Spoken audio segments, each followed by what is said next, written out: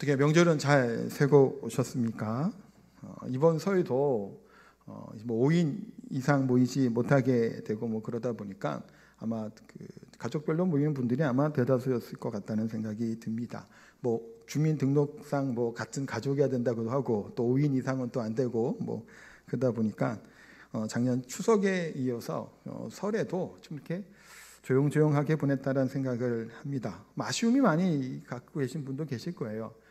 저희도 그냥 집에 있었습니다. 말 그대로 집에만 있었어요. 어디 나가지도 않았어요. 이번 연휴에는 명절 전에 이제 마트 가서 이것저것 장 봐오고 명절 때는 그냥 아이들과 같이 그냥 집에만 있었는데 좀 아쉽기도 하죠. 작년부터 저도 좀 육지도 가고 싶고 그런 솔직히 있습니다만 또 가족들도 좀 보고 또 이제 사람들도 만나고 싶은 마음은 있는데 뭐 그러지 못하는 지금 상황이다 보니까 조금 아쉬운 마음이 많이 있으실 것 같습니다. 하여튼 그래도 즐겁게 다시 모이기를 우리가 기대하는 마음으로 좀 기다렸으면 좋겠다는 생각이 듭니다.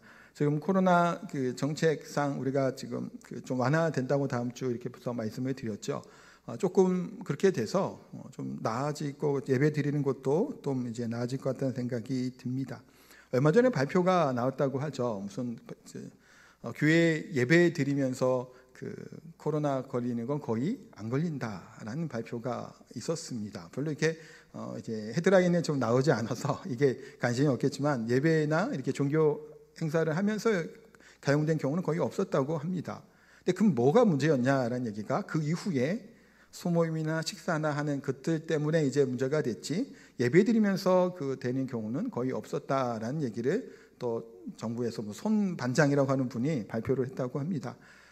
그래서 우리가 예배를 잘 이렇게 방수칙 지키면 잘 해야 되겠죠. 그러면서 그 이후에 이제 모임들 같은 것도 우리가 좀 자제하고 좀 조심해야 되는 것은 마찬가지일 거라는 생각이 듭니다. 좀 힘드시겠지만 하여튼 방역 수칙과 그런 것들 잘 지켜가면서 코로나를 잘 이겨냈으면 좋겠습니다. 세계에서 가장 많은 책이 팔린 책이 무엇일까요? 베스트셀러라고 보통 얘기하는 책은 성경입니다. 성서주일이라고 하는 주일도 있어요. 저희도 사실 지키지 않죠. 저도 지켰던 교회가 별로 없었습니다. 그래서 모르겠다 이제 찾아보다 보니까 성경 계속 하자는 이 얘기를 이제 준비하다 보니까 12월 둘째 주가 성서주일로 되어 있습니다. 그러니까 우리 달력에도 조그맣게 이렇게 써 있어요. 이게 뭐 하는 날인가 하면 하나님께서 우리에게 성경 말씀을 주시는 것을 감사하고 또 이 세계에 성경이 다 전해지기를 소망하고 또 자유와 평화를 주신 데 또 감사하고 뭐 아직 성경이 보급되지 않은 곳에 같이 보급하고 나누고 전하기를 바라는 마음으로 드려지는 예배가 성서주일이 그 예배라고 합니다. 성경은 그만큼 매우 중요한 것이 바로 하나님의 말씀이죠. 보통 한 해에 성경이 보급되는 것이 몇 권 정도 되냐 하면 대한성서공회에서 보급한 성경 권수가 70만 부 정도 된다고 합니다. 1년 동안. 그러니까 굉장히 많은 것을 보급하죠. 해외에 공급하는 것도 한 200만 부 가량 정도를 공급한다고 합니다. 뭐 어려운 시기고 좀 그런 상황임에도 불구하고 그렇게 이제 성경을 보급하고 이렇게 전하는 데 힘을 쓰고 있다는 겁니다.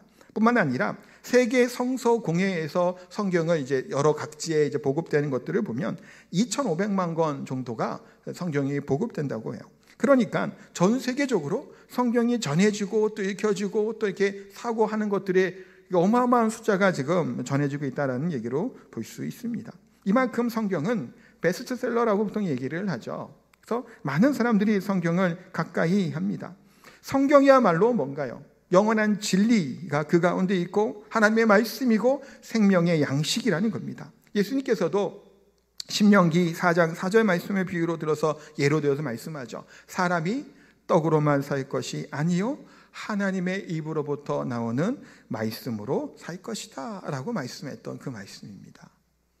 사람이 떡으로만 살지 않죠. 먹고 마시는 걸로만 사는 것이 아닙니다. 하나님의 입에서 나오는 이 성경 말씀을 통해 우리가 살아간다는 겁니다. 우리가 책에 살려고 그러고 서점에 가고 여러 가지 관심을 갖다 보면 여러 가지 정치, 사회적인 문제에 대해서 고민하고 생각을 하게 됩니다. 어려운 이 코로나 시대에 의학 전문 서적들, 의학적인 지식들에 조금 관심을 갖게 되죠. 정말 코로나가 어떠한 질병일까? 심각한 것인가? 뭐 궁금하잖아요. 얼마나 전파는 될까? 또 경제가 어려울 때는 경제적인 서적을 찾게 됩니다. 어떻게 투자를 해야 경제적인 이득을 볼 수 있을까? 아니면 지금 같은 상황 가운데 어떻게 해야 될까 하는 고민을 하게 됩니다. 아이들이 아직 어릴 때는 아이들의 교육을 위해서 교육적인 전문 서적에 관심을 가질 때가 많이 있죠. 그러나 이와 같은 여러 가지 우리들의 문제가 있고 관심이 있는 책들이나 서적들이 중요하죠. 그런 책도 읽으면 좋단 말이에요. 이게 안 좋다는 얘기는 아니에요. 좋죠. 너무 유익하고 좋습니다. 책을 많이 읽는 것은. 그런데 그런 책들이 우리의 영원한 생명을 보장하지는 않는다라는 겁니다. 철학책을 읽고 경제서적을 읽고 정치서적을 읽는다고 거기서부터 하나님의 구원이 있는 것이 아니죠. 결국 하나님의 말씀 안에 있을 때 우리가 영원한 생명을 바라볼 수 있고 찾을 수 있다는 겁니다. 그래서 올 한 해 우리가 마음을 모으고 같이 하고자 하는 것이 뭐였나요? 말씀을 읽고 묵상하는 데 우리가 힘을 좀 내자라는 겁니다. 그래서 필요하면 성경 필사 같은 것도 하시는 것도 좋겠죠. 성경 통독도 좋을 것 같은 생각이 듭니다. 제가 성경 통독 막 좀 고민을 하다가 그냥 이제 묵상 쪽으로 이제 사실 온 건데 성경 통독을 같이 하는 것도 좋을 것 같아요. 그것도 유익하죠. 필사하는 것도 참 좋아요. 저는 글씨를 정말 악필이어서 글 쓰는 거 너무 싫어요. 그래서 엄두도 안 내봤지만 글씨 잘 하는 분들은 글씨를 딱 써서 한 권으로 만들면 좋죠. 어떤 교회는 보면 창립주일에 맞춰서 이렇게 행사도 하더라고요. 그 전에 쓴 것들을 모아서 책으로 딱 발간한다는 게 이제 막 나눠지 그런 건 아니죠. 보관을 하는 거예요. 그러면 창세기부터 계시록까지 한 권 책이 몇 권이 나와요. 사실은 이게 양이 많잖아요. 그러면 그것이 어떤가요? 가보죠. 자녀들에게, 손주들에게 이 썼던 것을 보여주고 이 신앙에 좋은 가보가 된다는 생각이 듭니다. 이것도 되게 유익할 것 같아요. 성경 필사하는 것도. 성경 우리 그리스도인들에게 뗄래야 뗄 수 없는 것이 하나님의 말씀인 성경입니다. 오늘 읽었던 본문 105절에 보니까 뭐라고 말씀하고 있나요? 한번 다시 읽어볼게요. 주의 말씀은 내 발의 등이요 내 길의 빛이니이다. 이 말씀은 정말 우리가 성경하면 항상 떠오르는 본문이죠. 주의 말씀은 내 발의 등이고 내 길의 빛이다라는 겁니다. 우리의 인생을 살아가는 어두운 밤길을 밝혀주는 것이 뭐라는 걸까요? 하나님의 말씀은 성경이라는 겁니다. 등불이라는 겁니다. 우리의 인생의 뭐라고요? 매뉴얼이에요. 우리가 필수적으로 읽고 가까이 해야 될 것이 바로 성경이라고 말씀하고 있습니다. 또한 오늘 본문에 읽었던 119편 시편은 성경의 수많은 성경들 중에서 가장 긴 절을 가지고 있습니다. 되게 길어요. 176절까지 있는 것이 시편 119편이에요. 주제가 뭘까요? 하나님의 말씀에 관한 것들이 주제처럼 쭉 나오고 있습니다. 또한 독특한 것 중 하나가 뭐냐면 이 명칭이 다양해요. 그러니까 하나님의 법도, 계명, 규례, 율법, 약속, 증거, 판단 등등이 쭉 나와요. 하나님의 법은, 하나님의 계명은, 하나님의 율례는, 하나님의 약속은 이런 얘기 나온다는 겁니다. 그게 뭔 얘기일까요?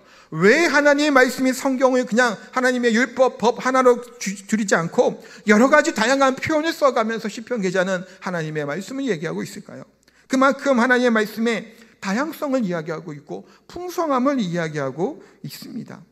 이런 내용을 통해 성경이 하나님의 말씀이 얼마나 귀하고 소중한 것인지에 대해서 오늘 본문은 말씀하고 있습니다.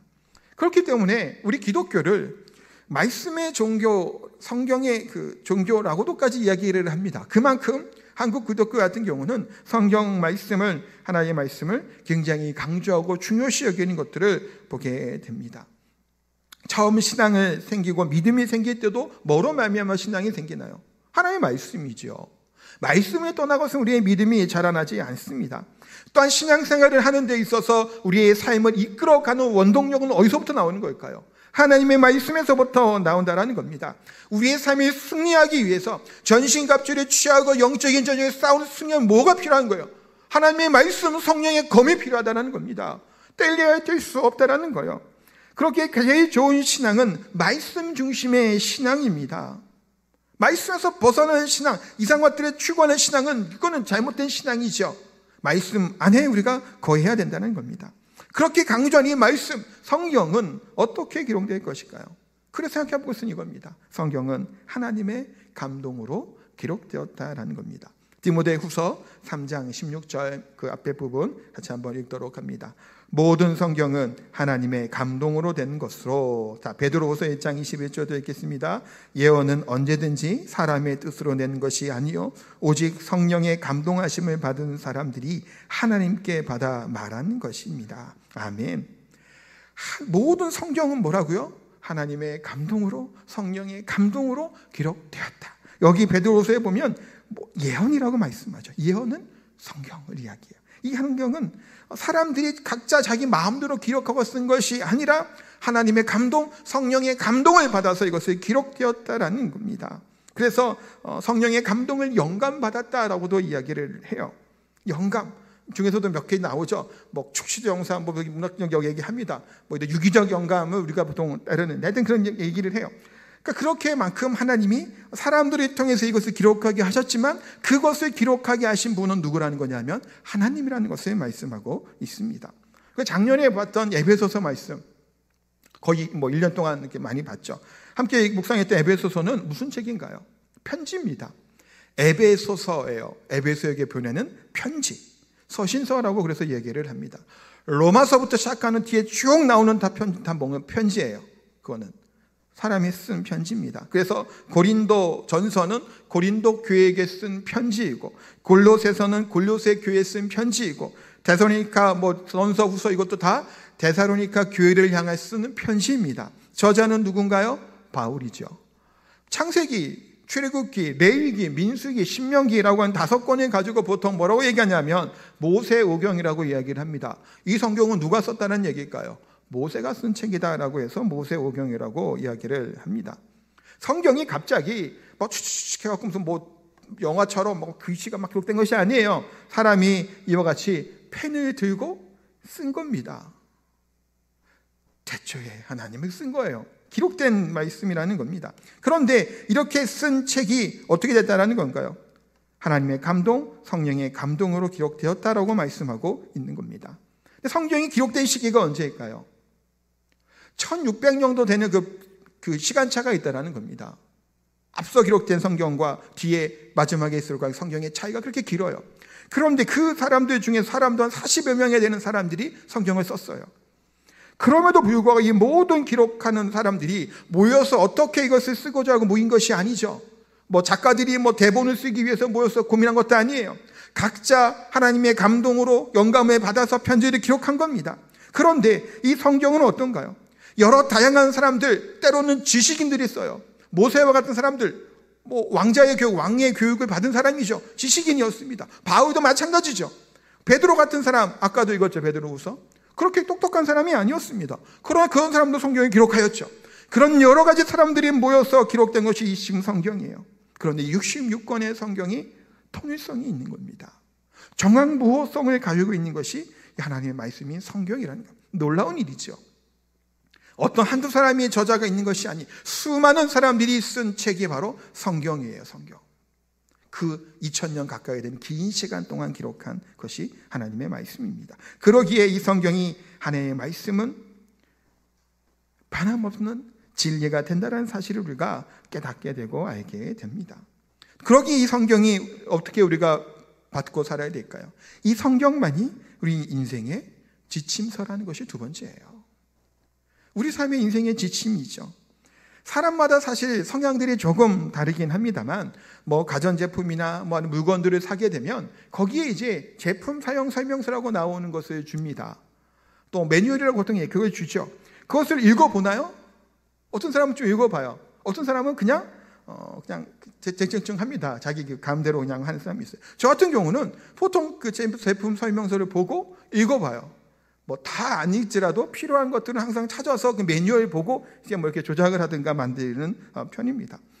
우리가 주방에서 잘 쓰고 있는 정말 혁신적인 제품 중에 하나 하면 떠오르는 것이 뭐냐면 에어프라이기예요.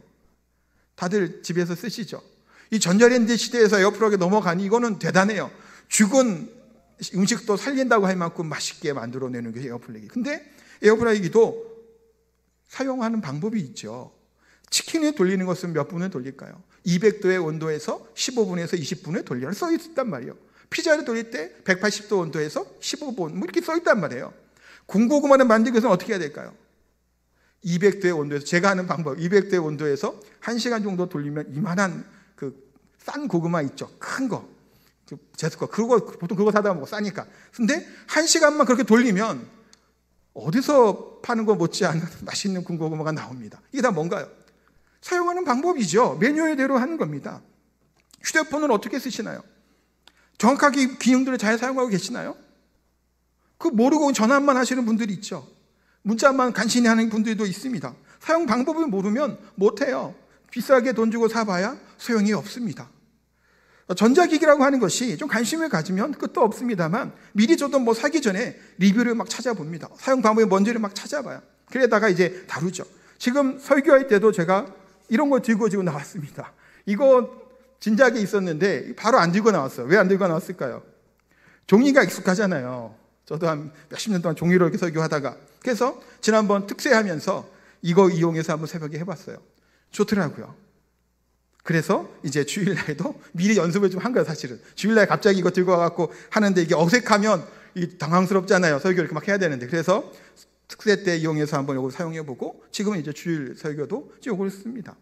폴더별로 정리하고 하면 참 좋더라고요. 악보도 다 뜨죠. 악보도 종이를 안 갖고 왔습니다. 이걸로 악보를 볼 수 있기 때문에. 사용하고자 하면 이런 전자기기를 통해서도 잘 사용하면 얼마든지 잘 쓰는 거예요. 혹시 이 예배 중에 일부 때도 그런 얘기 우스갯소리를 했지만 저에게 급하게 우리 사역자들이 할 얘기가 있으면 어떻게 하면 될까요? 카톡을 보내시면 돼요. 제가 뭔 얘기냐 하면 뒤에 앉아서 막 이렇게 얘기할 수 없잖아요. 예배 중에 막 뭐 이렇게 목사님 이렇게 해야 됩니다. 얘기 못 하니까 그때 갑자기 카톡 딱 보내면 여기에 카톡이 딱 뜹니다. 소리 없이. 그럼 그거 확인해보고 제가 조치 취할 게 있으면 혹시 조치를 취할 수도 있겠죠. 저는 말을 할 수 있지만 여기서 저도 말을 못 하잖아요. 그렇기 때문에 혹시 급하면 그렇게 간단하게 카톡 같은 경우 보내도 여기서 바꾸고 대응할 수 있는 것도 된다는 겁니다. 왜 얘기를 길게 얘기했을까요? 이런 기계 같은 경우도 잘 사용하고자 하면 유익하게 쓰는 겁니다. 아주 잘 쓸 수 있죠. 그렇다면 우리의 인생의 매뉴얼, 사용 설명서는 뭘까요? 이거죠. 하나님의 말씀이라는 겁니다. 우리를 이 제품 사용 설명은 누가 이거 주는 건가요? 제조사에서 만들어 주는 겁니다. 그러니까 그거대로 하면 가장 좋다라는 거예요. 그렇게 만들었으니까. 하나님 또한 우리를 창조하시고 만드셨죠. 그러니 우리를 가장 잘 알고 있는 우리 하나님께서 어떻게 우리를 인생을 살아가야 될지 알려주시는 것이 뭐라는 거예요? 성경 말씀이에요. 그러기에 성경을 우리가 묵상하고 읽고 이 성경대로 살아가게 되면 그 삶은 하나님께 주시는 풍성함을 누리고 살 수 있는 복된 인생이라는 겁니다. 그러기에 사랑하는 성도 여러분, 성경 말씀을 가까이 해야 됩니다. 말씀을 읽어야 돼요. 왜냐하면 성경은 우리를 구원의 길로 인도합니다. 더 나아가 풍성한 삶을 살게 만든다는 겁니다. 그래서 구원으로 인도하시는 하나님의 말씀, 그거 조금 더 살펴볼게요. 디모데후서 3장 15절 16절 말씀 같이 한번 읽도록 하겠습니다. 또 어려서부터 성경을 알았나니 성경은 능히 너로 하여금 그리스도 예수 안에 있는 믿음으로 말미암아 구원에 이르는 지혜가 있게 하느니라. 모든 성경은 하나님의 감동으로 된 것으로 교훈과 책망과 바르게 함과 의로 교육하기에 유익하니. 아멘. 이 세상에 어떠한 책도 수많은 책들이 있지만 우리를 구원으로 인도하는 책은 뭐라고요? 하나님의 말씀이라는 겁니다. 우리를 구원으로 인도해요. 성경밖에 없다는 겁니다. 성경만이 우리에게 예수 그리스도가 우리를 구원해 주시는 그리스도라는 사실을, 메시아는 사실을 알려주는 것은 이 성경이 유일하다는 겁니다. 지금도 서점에 가면 수많은 책들이 쏟아져 나오죠. 그 수많은 책들 가운데 그것들을 우리들에게 생명의 길로 인도하는 책은 없습니다. 오직 성경 말씀만이, 복음만이 우리를 생명의 길로 인도하는 줄 믿습니다. 자, 그래서 우리나라 그 선교 역사에 대한 얘기를 잠깐 제가 그래서 하고 싶어요. 최초의 성경은 낙권 성경으로 번역된 예수, 성교, 누가복음이라고 하는 책이었습니다. 그것이 존 노스 이제 선교사님과 맥킨타이어 선교사님, 서상윤이라고 하는 사람들이 여러분이 같이 공동으로 이제 번역을 한 것이 이제 누가복음이 가장 먼저 번역이 됩니다. 그 전에 성경은 이제 한문으로 된 것이 먼저 좀 들어왔다고 하는데 일제로 못 하잖아요. 한문 다. 그러니까 한글 이제 번역을 한 거예요. 존 노스 선교사님에 대해 말씀 잠깐 드리면 이분은 1842년 7월 6일 스코틀랜드 북부의 이라고 하는 지방에서 태어났다고 합니다. 그 스코틀랜드 연합 장로교회에 다니다가 1871년 해외 선교를 결심하게 됩니다. 그래서 72년 2월에 중국으로 이제 선교지를 택하고 중국 지푸라고 하는 곳에 8월 23일 날 도착을 합니다. 근데 그 지역은 산동 이제 지역이었다고 해요. 여러 선교사님들이 많이 있어서 여기보다는 여기 만주 쪽에 가서 선교하기로 결심을 합니다. 만주 지역에는 이제 아일랜드 장로교회 의료 선교사님만 한 분 들어온 상태였다고 해요. 근데 조선 선교사에서 만주에 선교에 살기 시작하는데 처음부터 이분이 조선 선교에 대한 이 마음과 이제 그런 마음이 생겼다고 관심이 있었다고 해요. 그래서 만주에서 신약 성경을 한글로 번역하는 작업들을 하게 되고 또 이렇게 접촉하는 사람들 이제 보따리 상인이 이렇게 이 상인들이 있잖아요. 그 사람 일하러 온 사람들을 만났을 때 그들을 통해서 한글을 배우고 또 그들을 개종시키고 같이 번역에 동참하면서 교회 지도자로 세워나가는 일들을 이 선교사님이 감당하십니다. 1879년에는 그래서 한국인 최초의 세례교인을 이분이 배출하게 되는데 서상윤, 백홍준, 김청송, 김진기, 이성하 등의 같은 인물들을 배출해서 초기 한국교회 사람 지도자로 세우게 되는 일에 쓰게 됩니다. 특히 1882년에 누가복음이 이제 번역이 됐는데 그 이후 1887년에 최초의 신약 성경이 완성됩니다. 거기 신약 성경 이름은 예수 청교 전서라고 써 있는 이 책이에요. 제가 이거 그대로 읽은 겁니다. 그렇게 써 있었어요, 옛날에는. 외국 선교사들이 본격적으로 선교 활동을 시작하기 전에 뭐가 된 건가요? 성경이 번역이 된 거예요. 그것이 복음이 된 겁니다. 한국인 스스로 그리스도의 복음을 접하게 되고 이제 한 것이 바로 이와 같이 성경 번역을 통해서 이것이 일어나게 됐던 겁니다. 그러니까 한국 개신교 선교에 큰 영향을 끼친 분이 바로 존 로스 선교사님이라고 얘기할 수 있습니다. 또 만주에 보면 한인촌의 신앙 공동체를 통해서 소래교회, 최초의 교회인 거 아시죠? 세문안교회 같은 거 형성 과정에 이르기까지 이분의 그런 역할들이 굉장히 지대했다라고 이야기를 합니다. 뿐만 아니라 번역된 성경이 있었고 전도지를 통해서 자발적 복음 수용이라고 하는 일들이 일어나게 된 거예요. 뭐라고요? 자발적 복음 수용. 보통 복음이 증거될 때는 어떻게 해요? 사람이 먼저 들어가죠. 선교사가 들어가서 복음을 증언하고 전하고 말로 막 하다가 뭐 하는 일인데 그 다음에 성경을 번역을 해준단 말이에요. 근데 우리 나라는 어땠다고요? 성경이 먼저 번역이 된 거예요. 문서가 먼저 번역이 되고 그 다음에 선교사들이 들어갑니다. 그래서 1904년에 신약 성경이 새로 발간이 됐는데 그 전까지는 다 존 로스 역을 교회에서 예배드릴 때 썼다고 합니다. 또 그래서 이제 레이노이치라고 하는 선교사님도 존 로스의 신약 성서가 한국 초대교회의 근간이었다. 그다음에 특히 서북 지역의 복음 수용의 원인이 되었다라고까지 이야기를 합니다. 우리가 잘 알고 있는 언더우드 선교사님도 이런 얘기를 합니다. 복음의 씨를 뿌리러 조선에 들어왔는데 그는 수학을 했다라는 얘기를 합니다. 이게 놀라운 일이죠.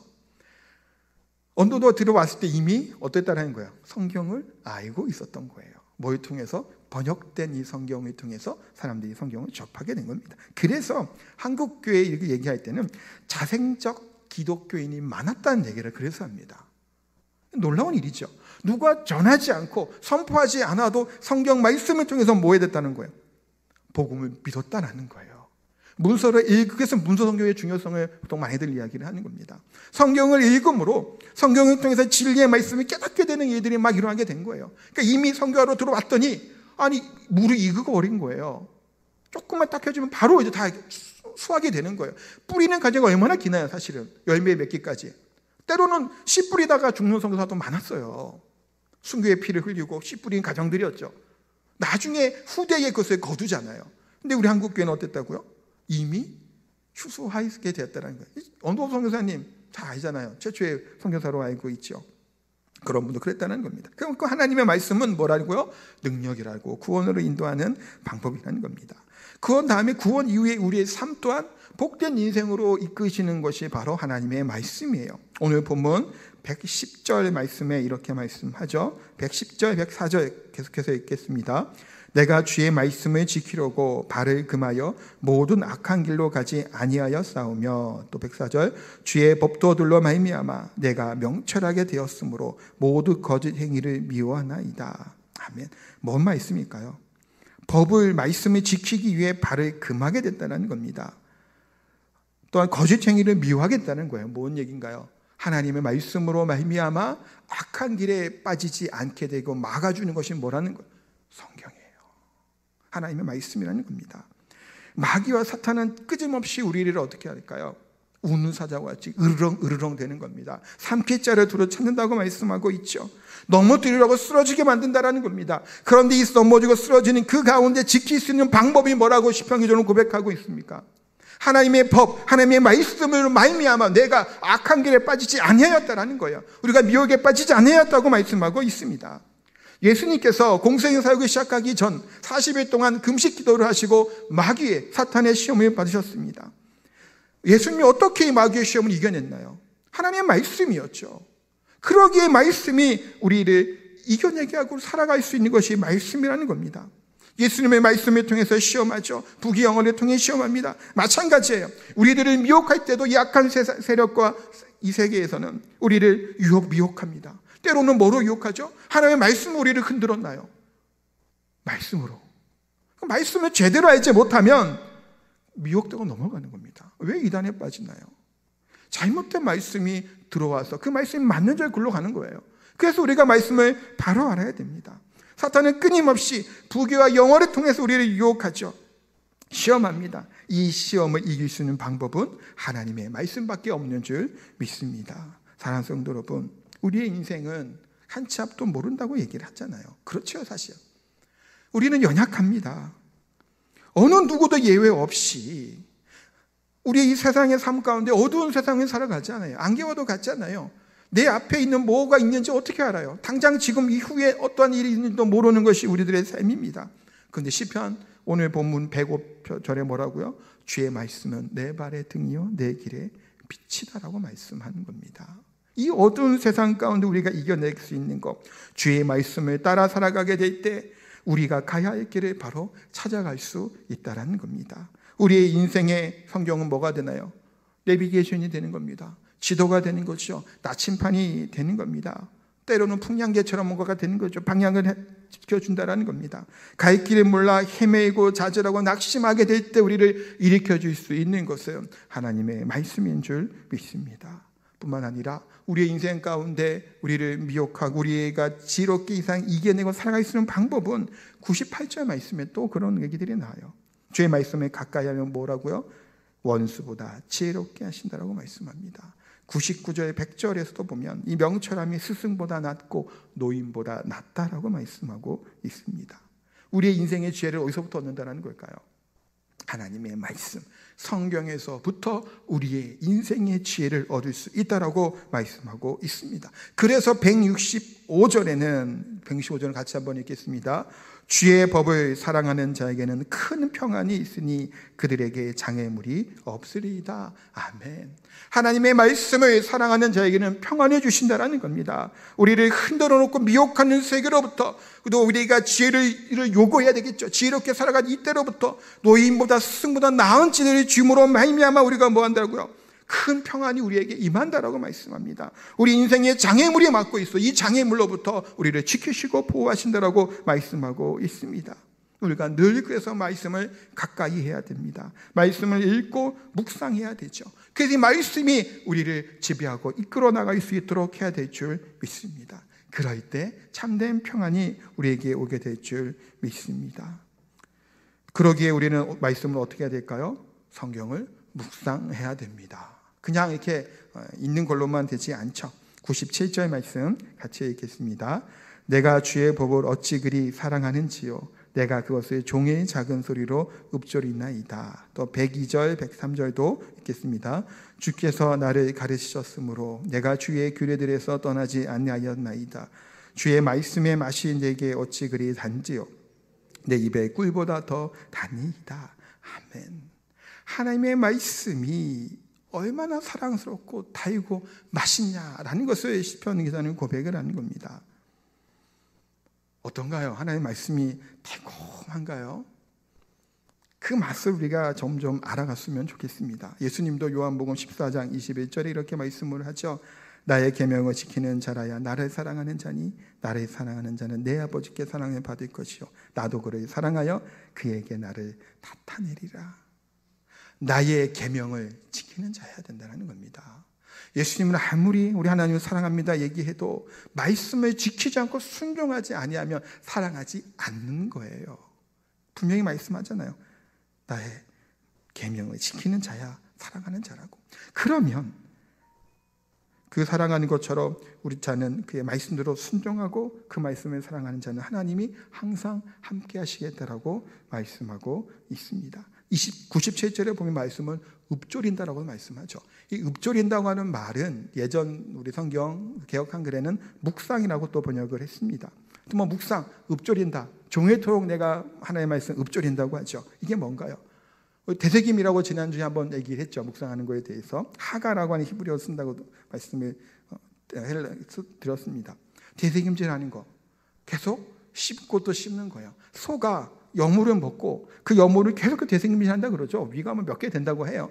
그래서 되새김하고 되새김하면서 그 영양분을 충분히 공급받아 냅니다. 그러니 풀만 먹은 소도 그렇게 건장하게 크게 되는 것을 보게 됩니다. 하나님의 말씀도 마찬가지라는 거예요. 말씀을 읽고 묵상하고 또 묵상하고 되새김질하고 다시금 읊조리게 되면서 이 말씀을 통해 주시는 하나님의 귀한 영양분들이 우리에게 체내에 흡수가 되어야 되는 거예요. 그래서 뭐 하는 거예요? 하나님의 묵상 훈련을 하고 묵상을 하는 겁니다.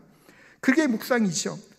하나님의 말씀을 가까이 하는 겁니다. 성경을 읽고 또한 공부하고 알아가는데 그 기쁨과 달콤함을 느끼는 거예요. 그래서 올해 큐티도 하고 그 외 성경 공부하는 것들도 계속 좀 준비 중에 있습니다. 이거 그다음 다음에 또 다른 또 이제 그런 성경 관련된 것들이 이제 할 예정인데, 그렇게 끊임없이 우리가 말씀을 가까이 해야 된다는 겁니다.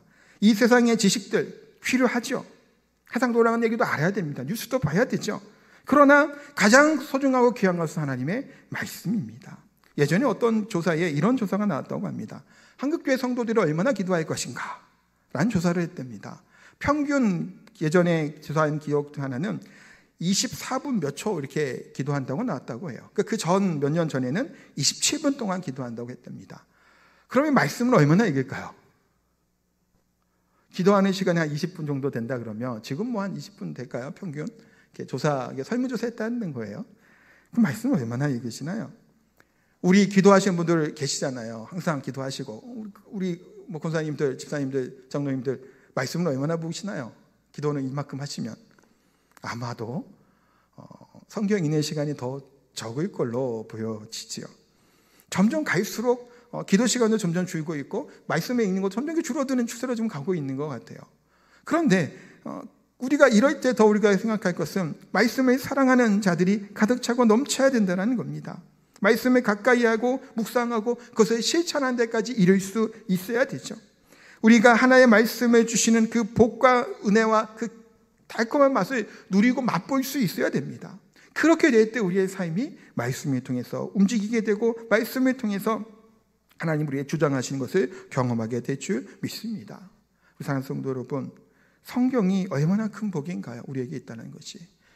우리의 이 계시받고 지식은 아브라함보다 훨씬 앞섭니다. 엘리야보다도 더 앞서요. 세례 요한보다도 더 우리가 앞서요. 왜 앞서일까요? 그들은 이 완성된 계시의 말씀이 없었어요. 그래서 구약의 선지자들은 희미한 것을 보고 살아간 겁니다. 그러나 지금 이 시대의 우리들은 명확하고 완료된 이 하나님의 말씀을 우리가 보고 묵상하며 살아갈 수 있는 자. 그래서 우리가 더 복 있는 자라고 말씀을 하는 겁니다. 그럼 이 성경 얼마나 좋나요? 이 성경, 오래된 성경들을 어떻게 처분하시나요? 예전에 잘 버리지도 못했잖아요. 그래서 어떻게 모아다가 그냥 불에 태우기도 하고 막 예전에 그랬던 것 같습니다. 또 그 예전에 수련회 가면 베개 대신 성경을 베고 자는 경우들도 이제 있었죠. 물론 저도 종종 베고 잤습니다. 이게 좋더라고요. 근데 그렇게 베고 자다 보면 얘기를 해요. 아니, 성경을 왜 베고 자냐고. 이게 거룩한 성경이잖아요. 그러니까 뭐라고 해요. 그러면 자면서도 성경이 머릿속에 쏙쏙 들어가라고 베고 잔다고 뭐 그렇게 얘기했던 기억도 납니다. 그런데 보세요. 이 성경을 그냥 펼치고 읽고 묵상하지 않으면 이것은 뭐가 되는 건가요? 이건 그냥 목침이 돼요. 그냥 베개죠. 아니면 어디 멋있는 성경 걸어놓고 있으면 장식품이 됩니다. 이게 성경이 이거 자체가 뭔 능력을 발휘하지 못해요. 옛날에 옛날 드라큘라 영화 보면 성경 탁 하면 드라큘라가 우악 하고 그런 거 없어요. 그냥 책이죠. 그런데 책을 펼쳐서 읽고 묵상하면 그것이 능력이고 힘이 된다는 겁니다. 그냥 내버려 두고 가까이 그냥 가지고만 다닌다고 이 성경이 우리를 지켜주지 못한다는 거예요. 십자가를 아무리 목에 걸고 다녀봐야 내가 십자가를 걸고 사는 사람처럼 살지 못하면 이 십자가가 나를 지키지 못해요. 그냥 물건이죠. 아무 무생물이에요. 십자가든 성경이든 마찬가지라는 겁니다. 말씀을 묵상하는 자, 그것이 복되다는 겁니다. 그래서 문맹이 있었다, 컨맹이 있었다 얘기하는데 성경맹이 더 심각하다는 얘기를 하는 겁니다. 우리의 인생의 지침이잖아요. 매뉴얼이잖아요. 그것이 성경입니다. 기계는 물건은 잘못 다루다가 설명서 제대로 안 읽어보고 하다가 고장나고 망가지면 새 걸로 바꾸면 됩니다. 그런데 우리의 인생은 바꿀 수가 없죠. 한 번밖에 없는 인생입니다. 최선을 다해서 하나님의 말씀을 가까이 하시고 또 말씀 안에 거하며 살아가면 하나님 반드시 우리에게 평안과 기쁨을 주시고 정말 승리하는 삶을 살게 해줄 줄 믿습니다. 그와 같은 믿음으로 성경을 가까이 하며 살아가는 저 우리 성도님 되시기를 예수님 이름으로 축복하고 기도합니다.